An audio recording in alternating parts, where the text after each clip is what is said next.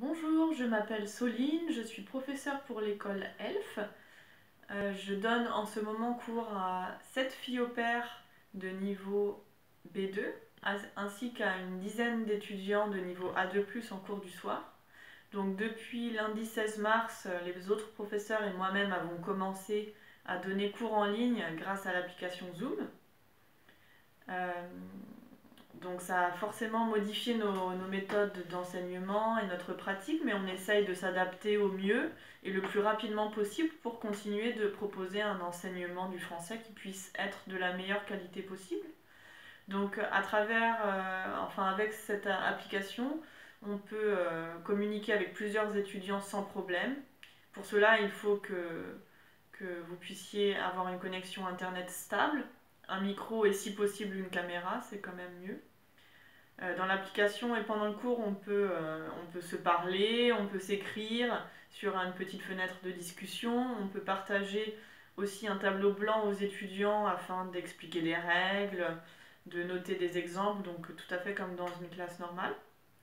On a aussi la possibilité de partager notre écran pour montrer des documents sur internet ou pour se partager des documents audio, des fiches d'exercice.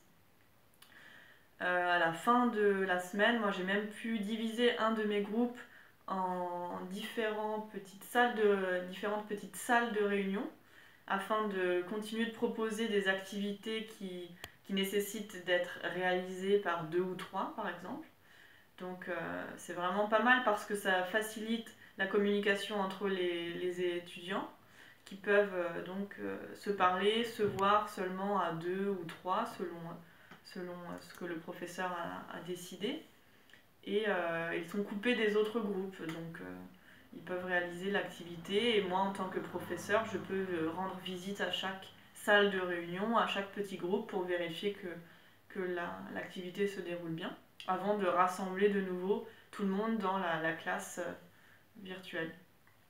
Donc pour résumer, au bout d'une semaine, nous avons pu continuer notre progression de cours à peu près normalement, également grâce aux manuels en ligne et aux différentes ressources qui sont disponibles en ligne.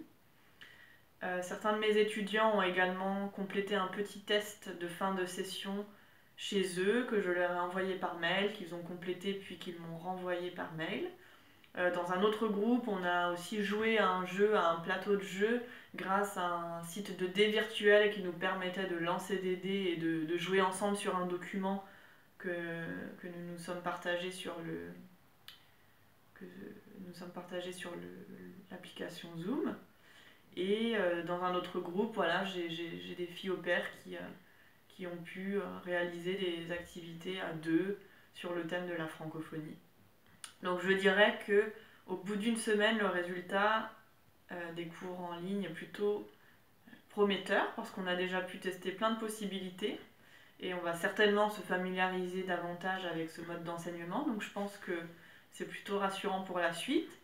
Mes étudiants, ils semblent plutôt contents de pouvoir se retrouver, déjà d'avoir un rendez-vous pour se voir, continuer de parler et puis aussi voir qu'ils vont pouvoir terminer ou continuer leur apprentissage de la langue française dans des conditions qui sont certes un peu différentes de celles d'une classe en présentiel, mais qui sont tout à fait satisfaisantes. Voilà.